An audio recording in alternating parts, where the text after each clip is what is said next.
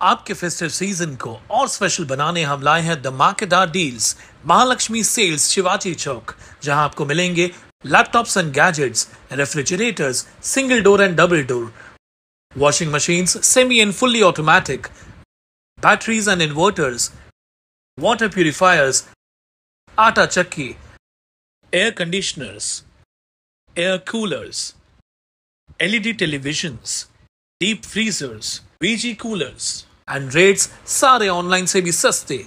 Check prices with us before buying online. Mahalakshmi Sales, Shivaji Chowk, Ulhasnagar 3. All types of EMI options available. आज ही आइए और consumer appliance ले जाइए easy EMI पर. अंबरनाथ विधानसभेचे महाविकास आघाडीचे उमेदवार राजेश वानखेडे यांनी त्यांच्या प्रतिज्ञापत्रात मालमत्ता आणि इतर माहिती लपवली असल्याचा आरोप अपक्ष उमेदवार सुनील आहिरे आणि समाजसेवक संजय जाधव यांनी पत्रकार परिषद घेऊन केलाय. बघूयात काय म्हणाले समाजसेवक संजय जाधव. मेरा नाम संजय जाधव और मेरा एक एनजीओ है स्टेट सिटीजन ग्रीवेंस फोरम और मैं उसका अध्यक्ष हूँ. तो बात ऐसे है कि अंबरनाथ में जो विधानसभा का इलेक्शन चुनाव हो रहा है, तो उस चुनाव में किन किन लोगों ने अर्जी भरी है, तो ये मैं जस्ट घर पे बैठ के ऑनलाइन में मैं चेक कर रहा था. तो बोला कि कितने लोग एजुकेटेड है, कितने लोगों के पास कितनी संपत्ति है, क्या डिक्लेरेशन दिया है.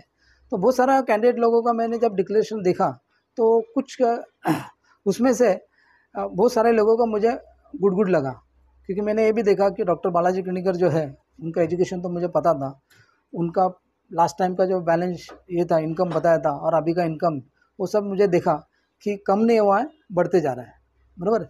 लेकिन ये जो बंदा है, ये राजेश वानखेड़े, इनका जब मैंने एफिडेविट देखा तो मैंने फिर कंपैरिजन किया कि ये बंदा जो है, क्योंकि since I am from the banking field, मैंने ये देखा कि ये बंदा है ना, जहाँ पर सेविंग अकाउंट नंबर लिखना है, डिक्लेरेशन देना है, उसके बारे में जानकारी देनी है, उसके बारे में भी जानकारी नहीं दी, ना खुद की दी ना मिसेज की दी, बराबर. तो ये कोई भी एक सादा आदमी जो है उसका भी बैंक अकाउंट होता है, तो ये छुपाने का काम क्यों कर रहा है. तो मेरा फिर क्यूरियोसिटी और बढ़ गया. फिर मैं उसके बारे में और ज़्यादा डीपली सोचने लगा कि और इसमें क्या क्या है. तो उसमें मैंने ये भी देखा कि ये जो बंदा है, इसका खुद का एक ऑफिस है. It is a immovable office property. तो ये प्रॉपर्टी जो है 316 स्क्वायर फीट का जो उसका जो ऑफिस है, हाँ, लीगली उसका नाम पे है. तो उसका जो टैक्स रिसिट देखा तो उसके नाम पर है, सब कुछ है, और रेगुलर टैक्स भरा उसने, लेकिन वो भी इसके अंदर उसने छुपाने की कोशिश की, डिक्लेयर नहीं किया. मतलब तीसरी बात ऐसे है कि उसका मिसेज जो है, उसका मिसेज का नाम पे एक प्लॉट बताया है कुर्ला कैम्प में, उसका सर्वे नंबर वो सब मेंशन किया उन्होंने. और फिर बाद में देखा कि वहाँ पर वो जो जब उसकी परचेस वैल्यू थी, जब उन्होंने 2018 में जो प्लॉट परचेस किया था, वो 4,40,000 बताया था, और आज के घड़ी में भी है ना, उसका वैल्यू वही बता रहा है. बोलने से 5 साल में उसका वैल्यू कुछ भी नहीं बता रहा है. तो क्यूरियोसिटी और बढ़ गई कि ये छुपाने का काम कर रहा है. तो मालूमात निकाला वो प्लॉट किधर है, तो वहाँ देखने को मिला कि वहाँ पर है ये टाउन प्लानिंग जो है उल्लासनगर, इसके पास से थ्रू उन्होंने प्लान सैंक्शन करके लिया है, और वहाँ पर 6 स्टोरीज का जो है एक बिल्डिंग खड़ी है. कुल मिला के 6,000 स्क्वायर फीट का बांधकाम हुआ है. और बाद में जब मैंने उसका RTI के तहत उसके डॉक्यूमेंट मंगाए, तो ऐसा पता चला कि ये जो प्लॉट है वो 2 लोगों के नाम पे था.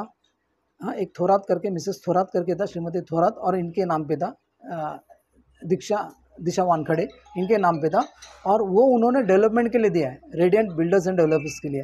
और वो रेडियंट बिल्डर्स एंड डेवलपर्स के इसमें 3 पार्टनर्स है, उसमें से ये दिशा वानखेड़े जो है ये भी एक पार्टनर है. तो अगर इसका जो खर्चा जो हुआ है, कम से कम 2-2.5 करोड़ का खर्चा हुआ रहेगा, लेकिन वो यहाँ बताने की कोशिश नहीं की, यहाँ छुपाने की कोशिश की है. और उन्होंने ये जो इनका जो फर्म है, इसका भी कोई करंट अकाउंट जो है वो कहाँ भी बताने का काम नहीं किया है. तो मेरा यही कहना है कि ये सब चीज़ें जो है ये पब्लिक को मिसगाइड करने का काम किया है. क्योंकि एफिडेविट में उनका मिसेस ने लिखा है यहाँ पर कि शिकवनी करके, हाँ, कोचिंग क्लासेस है, और वो कोचिंग क्लासेस का पैसा जो आता है तो उसका भी बैंक अकाउंट उन्होंने बताया नहीं, ऐसा है. और बाद में ये जो पार्टनरशिप फर्म है, इसका भी बैंक अकाउंट कहाँ तक भी होगा, ये भी छिपाने की कोशिश की. ये सारी शिकायतें जब आप चुनाव आयोग को लेके गए तो उनका क्या कहना था? उनका कहना था ऐसा था कि ये जो चीज़ें हैं आपने दिए हुए हैं, और ये चीज़ें हमने चुनाव आयोग के जो पोर्टल है इस पर हम लोग वो डाल देते हैं, और इसका जो इसके ऊपर जो कार्रवाई होने वाली है क्योंकि अभी इनिशियली कोई भी इस पे, क्योंकि ये बात जो है स्क्रूटिनी में नहीं मिली, स्क्रूटिनी में अगर मिलती थी तो तुरंत उसका जो नॉमिनेशन है वो रद्द होता था, लेकिन ये आफ्टर स्क्रूटिनी होने की वजह से उन्होंने कहा कि चुनाव होने के बाद इसके ऊपर डिसीजन होगा, और डिसीजन यही होगा कि छुपाने का काम किया है, और जीतो या हारो 6 साल के लिए आप चुनाव लड़ नहीं सकते इसके आगे। तो ये जो आपने ऑनलाइन जो माहिती निकाली है, ये खाली राजेश वानखेड़े की क्यों निकाली है? नहीं, मैंने पहले कहा कि मैंने उनका ही नहीं निकाला, मैंने सब कैंडिडेट का निकाला। और जब कोई आदमी सेविंग अकाउंट छुपा रहा है तो क्यूरियोसिटी बढ़ जाता है ना, इसने और क्या क्या छुपाया करके। सिंपल बात है। तो आप चुनाव आयोग से क्या चाहते हैं? चुनाव आयोग से हम यही चाहते हैं कि जो कॉन्स्टिट्यूशन में लिखा है कि अगर किसी ने अगर इन्फॉर्मेशन देने का, डिक्लेरेशन देने का अगर इसमें छुपाने की कोशिश की है तो उसका जो अर्जी जो है वो रद्द होनी चाहिए, और कुछ नहीं। वानखेड़े जी के ऊपर इसके पहले कोई गुनाह दाखिल था क्या?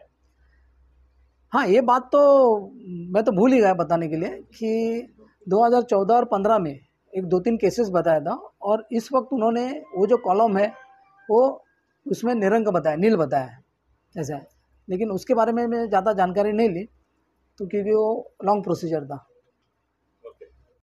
त्यामागचं नक्की कारण असं आहे की आता जे इलेक्शन लागलेलं आहे अंबरनाथ विधानसभेचं 140 मतदारसंघ, आणि हे आहे अनुसूचित जातीसाठी आहे, आणि ह्या इलेक्शनमध्ये अनेक उमेदवारांनी अर्ज भरलेत, त्याच्यामध्ये काही अशिक्षित होते, सुशिक्षित होते, काही जास्त उच्च शिक्षित होते, परंतु त्याच्यामध्ये नॅशनल लेवलची पार्टी असलेली जी आहे, म्हणजे स्थानिक लेवलचे रिजनल पार्टी एक मोठी पार्टी आहे, त्या पार्टीचा एक उमेदवार आहे राजेश देवेंद्र वानखडे यांचं जेव्हा मी ॲफिडेविटची पडताळणी केली तर याच्यामध्ये भरपूर काही गोष्टी ज्या आहेत तर त्यांनी हे ॲफिडेविट जे आहे हे पब्लिक डॉक्युमेंट आहे, आणि ह्या पब्लिक डॉक्युमेंटमध्ये त्यांनी बऱ्याचशा गोष्टी काय ते लपवण्याचा प्रयत्न केलेला आहे।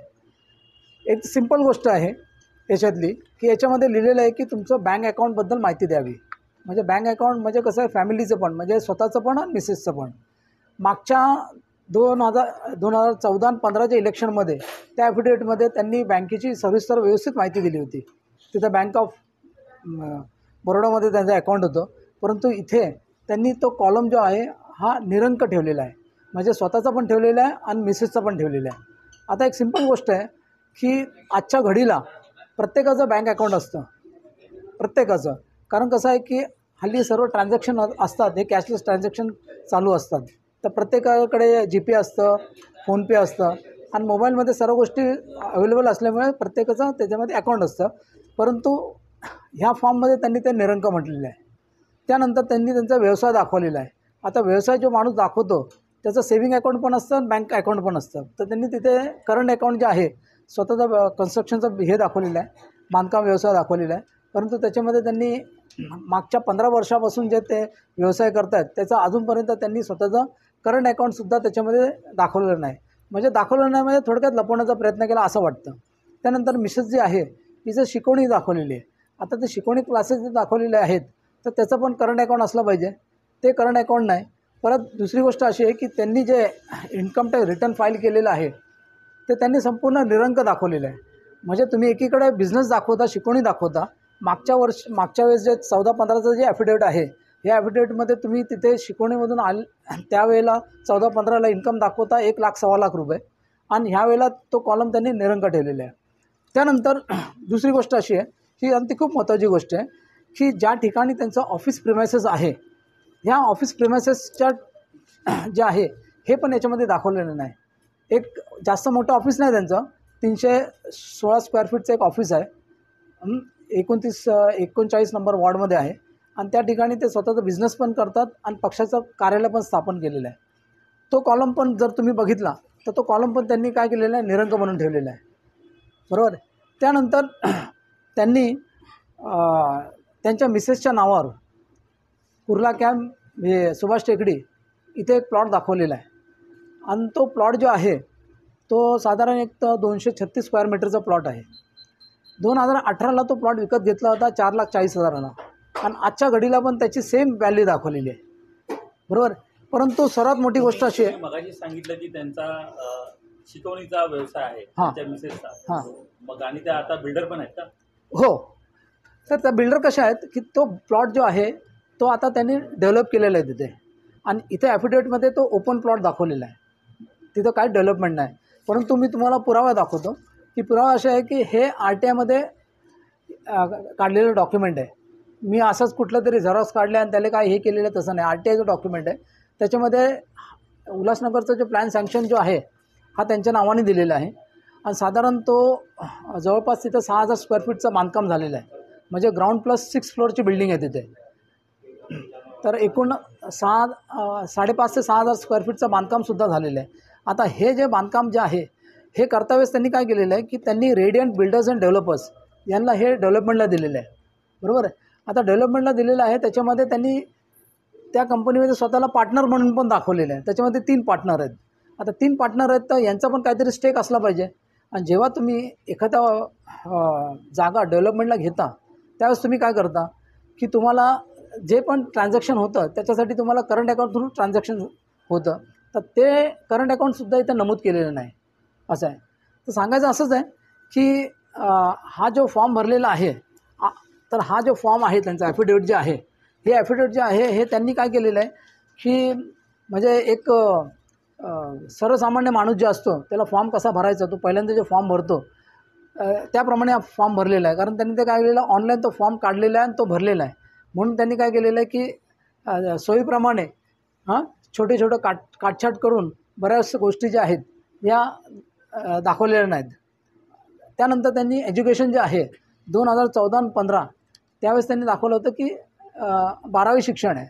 परंतु आजच्या घडीला 15 वर्षानंतर पण ते दाखवतात, काय दाखवतात की मी आता TYला प्रवेश घेतलेला आहे.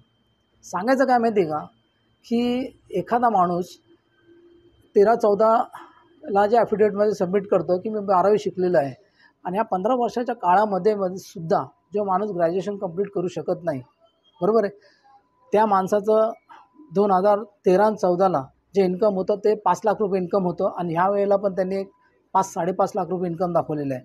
म्हणजे जो माणूस स्वतःचा विकास करू शकत नाही, बरोबर आहे, ना आर्थिक विकास करू शकत, ना शैक्षणिक विकास करू शकत, तर असा माणूस हा जर आपला लोकप्रतिनिधी जर झाला तर हे देशाचं काय होऊ शकतं.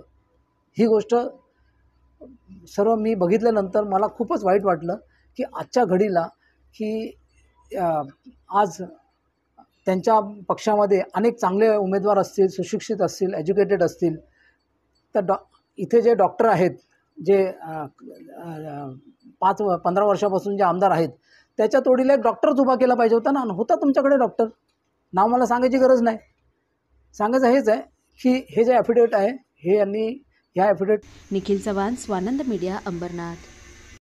ताज्या घडामोडींसाठी स्वानंद न्यूजला सबस्क्राईब करा आणि बेल आयकॉनवर क्लिक करा.